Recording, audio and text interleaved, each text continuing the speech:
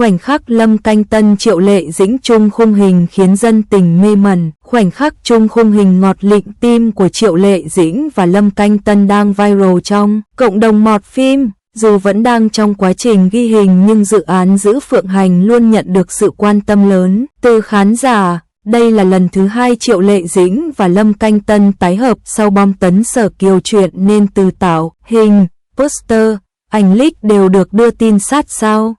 Mới đây, cộng đồng mạng mê mẩn bởi khoảnh khắc chung khung hình đầy ngọt ngào của Triệu Lệ Dĩnh và Lâm Canh Tân. Được biết, đây là khoảnh khắc hậu trường cảnh quay dạo chơi của Hành Chỉ, Lâm Canh Tân và Thẩm Ly, Triệu Lệ Dĩnh dưới nhân gian.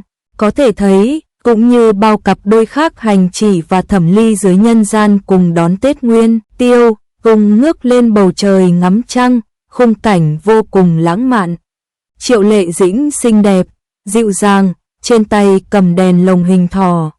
Cô liên tục nở nụ cười khi nghe Lâm Canh Tân trêu đùa.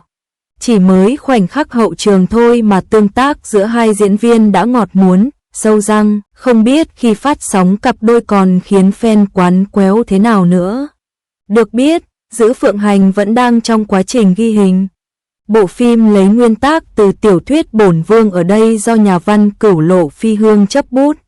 Đây cũng là tác phẩm nằm trong top 5 truyện tiên hiệp kỳ ảo, kinh điển, cùng Tam Sinh Tam Thế, Trầm Vụn Hương Phai, Hương Mật Tựa Khói Xương và Hoa Thiên Cốt. Bộ phim có nội chính xoay quanh chuyện tình của nữ tướng quân ma giới Thẩm Ly, Triệu Lệ Dĩnh và người cứu giúp cô Hành Chỉ, Lâm Canh Tân. Với mức đầu tư khủng, lại quy tụ nhiều gương mặt nổi tiếng, Giữ Phượng Hành được dự đoán sẽ là đối thủ xứng tầm của Hồ Yêu Tiểu Hồng Nương do Dương Mịch, Cung Tuấn đóng chính. Tin không hay, khán giả hốt hoảng khi Triệu Lệ Dĩnh bất chấp tính mạng lao xuống nước cứu Lâm Canh Tân. Có thông tin cho biết, phía nhà sản xuất Giữ Phượng Hành đã thêm một cảnh quay Triệu Lệ Dĩnh nhảy xuống hồ cứu Lâm Canh Tân. Ngay từ khi khai máy, Giữ Phượng Hành đã trở thành một trong những bộ phim cổ trang được mong đợi lên sóng nhất. Không chỉ bởi phim có đầu tư lớn, đội ngũ chế tác chất lượng mà đây còn là tác phẩm tái hợp sau 5 năm kể từ Sở Kiều chuyện của cặp đôi Triệu Lệ Dĩnh Lâm Canh Tân.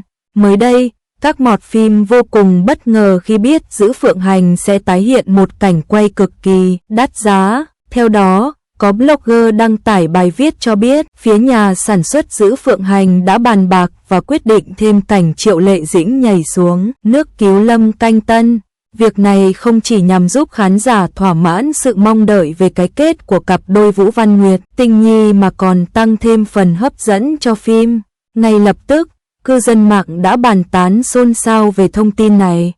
Không ít khán giả đồng tình với việc cho thêm cảnh Triệu Lệ Dĩnh nhảy xuống nước cứu Lâm Canh Tân. Việc này sẽ góp phần lấy được hảo cảm của khán giả sau 5 năm.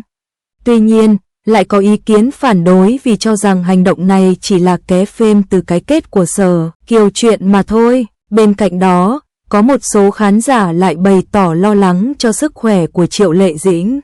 Có vẻ như sau khi sinh con, cô nàng không còn được như hồi con gái, vậy nên một cảnh quay nguy hiểm thế này sẽ khó mà đảm bảo an toàn được.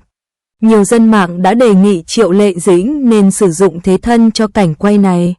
Cảnh này cũng nguy hiểm lắm đó, mà Triệu Lệ Dĩnh lại là tam nương liều mạng nên sợ quá. Có thể cho cô ấy sử dụng thế thân mà, sức khỏe của phụ nữ sau khi có con không đùa được đâu. Hồi 5 năm trước xem cảnh này trong Sở Kiều chuyện mà rơi nước mắt, giờ tái hiện lại chắc hay lắm, thỏa mãn sự chờ đợi của khán giả bao năm. Mong đợi màn tái hợp của Triệu Lệ Dĩnh và Lâm Canh Tân nhưng cảnh này nguy hiểm quá. Hiện bộ phim Giữ Phượng Hành do Triệu Lệ Dĩnh và Lâm Canh Tân đóng chính vẫn đang trong quá trình quay. Bộ phim dự kiến sẽ lên sóng vào quý 1 năm 2023.